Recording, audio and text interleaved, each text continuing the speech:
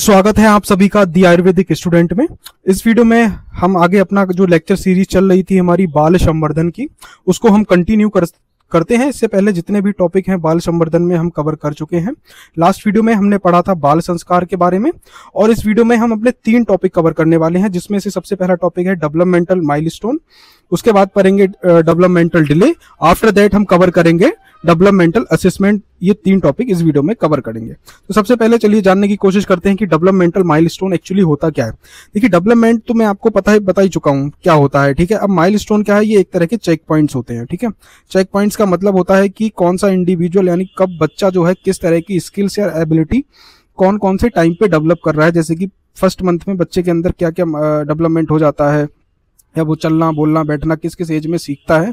तो यही हमारे क्या है, माइलस्टोन है। माइलस्टोन क्या है, it is just a checkpoint, ठीक है, जिससे हमें क्या पता चलता है कि बच्चा कब कब बड़ा हो रहा है, उसके अंदर कौन कौन सी स्किल्स और एबिलिटीज डेवलप हो रही हैं, ठीक है।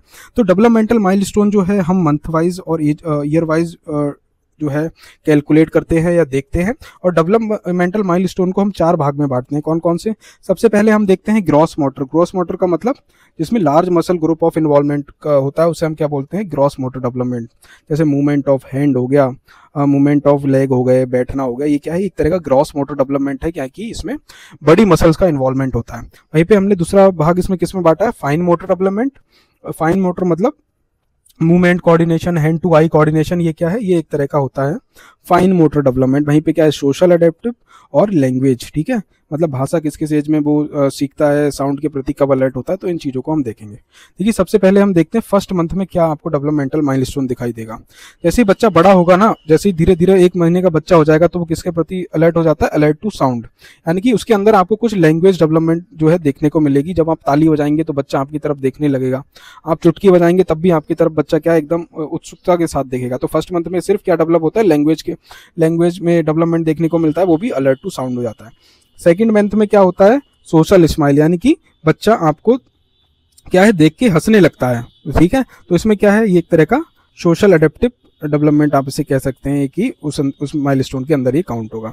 जब बच्चा क्या है 3रे महीने का होता है, तो उसके अंदर ग्रॉस मोटर डेवलपमेंट भी देखने को मिलता है, क्या, नेक होल्डिंग, यानी कि बच्चे के अंदर अपनी नेक होल्ड करने की जो कैपेसिटी है डेवलप हो जाती है। आपने देखा होगा जब बच्चा बहुत छोटा होता है तो उसकी गर्दन झूलती रहती है एकदम से, उसके अंदर कोई पावर नहीं होती, लेकिन जैसे ही बच्चा 3rd मंथ का होता है वो अपनी गर्दन को होल्ड करना सीख जाता है।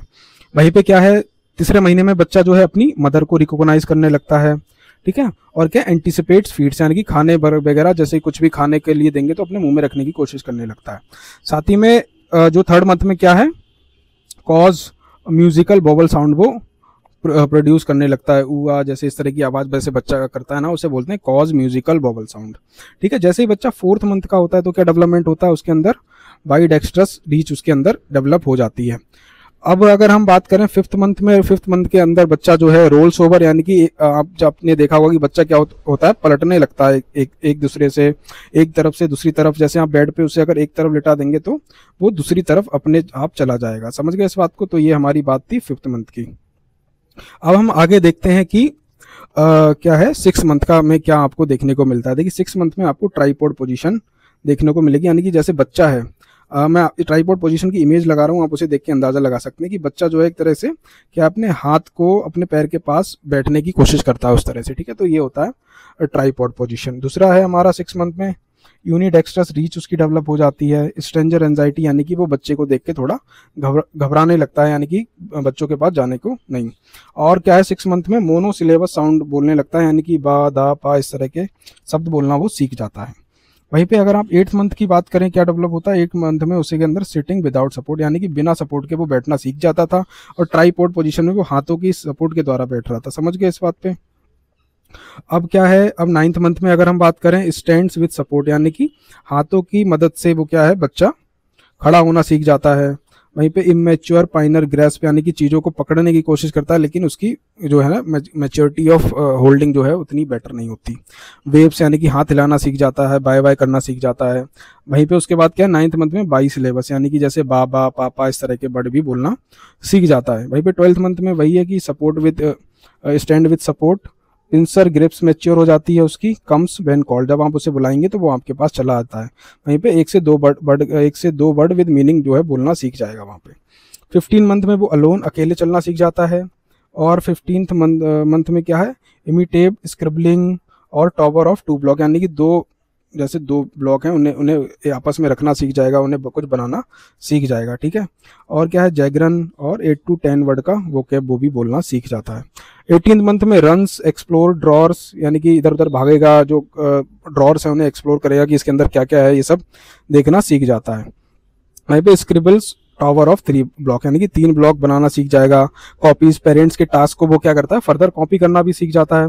अब सेकंड ईयर आते आते वॉक्स अप डाउन स्टेयर्स, यानी कि चलना और उतरना भी सीख जाता है। यहाँ पे 6 ब्लॉक्स का टावर बनाने लगता है। वहीं पे ask food drink pull people to toy, समझ गए, खाना पानी मांगने लगता है और टॉय वगैरह मांगने की जिद करता है। 2-3 वर्ड्स का सेंटेंस भी बोलना यहाँ पे सीख जाता है बच्चा।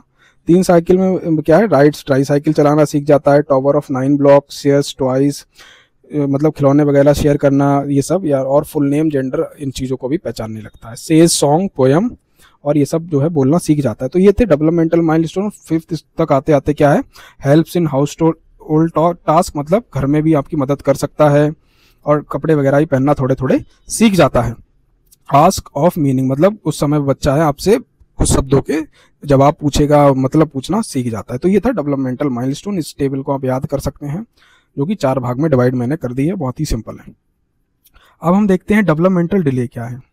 डेवलपमेंटल डिले का मतलब सिंपल सा है कि जब भी इंडिविजुअल अपने जो भी मैचुरेशन फंक्शन मैंने आपको बताया था, डेवलपमेंट क्या होता है, मैचुरेशन ऑफ फंक्शन, यानी कि कोई भी स्किल्स को डेवलप करना या कोई भी एबिलिटीज़ को डेवलप करना, अगर उनके अंदर कोई डिले हो जाए तो वो एक तरह का क्या है, डेवलपमेंटल डिले है। यानी कि सिंपल इसका डेफिनेशन है, it is known as delayed milestone.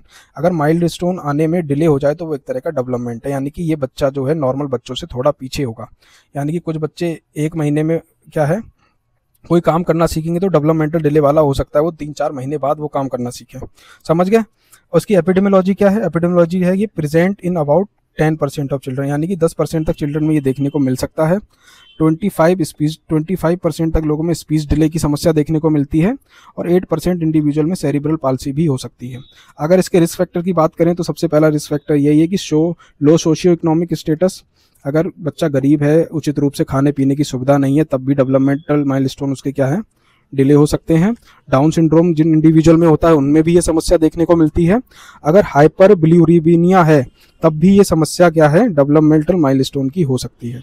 वहीं पे बर्थ एस्फेक्सिया, यानी कि बर्थ लेते समय अगर बच्चा एस्फेक्शियल कंडीशन में चला गया, यानी कि लो उसका सेचुरेशन लेवल ऑफ ऑक्सीजन जो है वो कम हो गया, तो उस समय भी हो सकता है। ऑटिज्म की कंडीशन है या हाइपोथायरॉयडिज्म, ये क्या है, ये बेसिक रिस्क फैक्टर है किसके, डेवलपमेंटल डिले के, ठीक है। और क्या है, इसको क्या कर सकते हैं, it helps in early intervention age less than 3। अगर हमें ये चीज़ें पता चलेंगी, यानी कि डेवलपमेंटल माइलस्टोन के बारे में हमें अच्छी नॉलेज होगी, तो हम पहले अंदाजा लगा सकते हैं कि इस बच्चे में डेवलपमेंटल माइलस्टोन हो रहा है या नहीं। तो इसीलिए जानना जरूरी है। इस पे देखिए शॉर्ट नोट पूछ सकता है आपसे कि write down about the developmental delay. अब बात आती है कि डेवलपमेंट का असेसमेंट किस तरह से करेंगे, कि किस तरह से हम पता करेंगे डेवलपमेंट हो रहा है या नहीं, यानी कि डेवलपमेंटल असेसमेंट। देखिए ये एक तरह का क्या है, सिस्टमैटिक इवैल्यूएशन होता है चाइल्ड का, जिससे हम क्या पता चलता है कि बच्चे की ग्रोथ कैसी है, child growth and development in all aspect, यानी कि बच्चे के जितने भी gross motor, fine motor, social adaptive जो है डेवलपमेंट उचित रूप से हो रहा है या नहीं, तो ये किसके द्वारा, ये हम असेसमेंट के द्वारा पता लगाते हैं। Early detection of developmental delay planning intervention, अगर हम डेवलपमेंटल डिले को अर्ली डिटेक्ट कर लेंगे तो क्या है, अपनी प्लानिंग बना सकते हैं, उसमें इंटरवेंशन कर सकते हैं कुछ। अब अप्रोच क्या है इसकी डेवलपमेंटल, इसे की सबसे पहले तो हम लेंगे हिस्ट्री, जैसे कि बर्थ इवेंट, बर्थ में कोई बर्थ एस्फेक्सिया तो नहीं हो गया, कोई इंजरी वगैरह तो नहीं हो गई थी, है, साथ ही में कोई न्यूनेटल प्रॉब्लम्स तो नहीं थी, या कोई फैमिली हिस्ट्री लेंगे, कोई जैसे डायबिटीज़ आदि तो नहीं है, क्योंकि जो डायबिटिक पेशेंट के बच्चे होते हैं उनमें भी डेवलपमेंटल डिले देखने को मिलता है। तो उसके द्वारा हम क्या, डेवलपमेंटल असेसमेंट के द्वारा ही पता चला करेंगे ना डेवलपमेंटल डिले। साथ ही में क्या लेंगे, ऑब्जर्वेशन करेंगे कि स्पॉन्टेनियस प्ले, बच्चे को खिला के देखेंगे कि बच्चा उचित रूप से खेल रहा है या नहीं, लोगों के साथ घुल मिल रहा है या नहीं। साथ ही में इंटरेक्शन, ये चीज़ें क्या है, ऑब्जर्वेशन के। सबसे पहला पॉइंट है हमारा हिस्ट्री लेंगे, दूसरा ऑब्जर्व करेंगे, तीसरा करेंगे examination of milestone, neurological examination आदि करके देखेंगे कि उसका हैंड टू आई कोऑर्डिनेशन अच्छा है या नहीं, उसके सारे आई है या हैंड मूवमेंट है वो उचित रूप से काम कर रहा है या नहीं। तो क्या है तीसरा पॉइंट, एग्जामिनेशन। चौथा है हमारा स्क्रीनिंग टूल्स के द्वारा, जैसे कि त्रिवंदुरम क्या है, डेवलपमेंटल स्क्रीनिंग टेस्ट होता है, डेनवर डेवलपमेंट स्क्रीनिंग टेस्ट के द्वारा भी हम क्या करते हैं, असेसमेंट करते हैं, किसका, डेवलपमेंटल असेसमेंट किया जाता है। तो ये हमारे 3 बेसिक टॉपिक थे, बहुत ही सिंपल हैं, इसको आप 1 से 2 बार रीड करेंगे तो आपको समझ में आ जाएगा। डेवलपमेंटल डिले का सिंपल मतलब है डिलेड इन माइलस्टोन, क्यों क्यों होता है उसके रिस्पेक्ट मैंने नीचे लिख दिए हैं। और असेसमेंट किसके द्वारा करेंगे, हिस्ट्री के द्वारा, ऑब्जर्वेशन के द्वारा और एग्जामिनेशन और स्क्रीनिंग टूल्स के द्वारा हम असेसमेंट करते हैं। और माइलस्टोन तो बहुत ही सिंपल है, आप इसे एक बार देख सकते हैं। और तो इसमें ऐसा कुछ खास नहीं है। अब इसमें इसका सिर्फ एक लास्ट लेक्चर बचा है जो कि है दंत विज्ञान के बारे में, ठीक है, यानी कि डेंटल हेल्थ और आदि के बारे में हम पढ़ेंगे लास्ट लेक्चर में। इसके लिए आप मेरे चैनल को सब्सक्राइब कर सकते हैं। हम ऐसे ही लेक्चर सीरीज कंटिन्यू करने वाले हैं, वो भी कंप्लीटली एनसीआई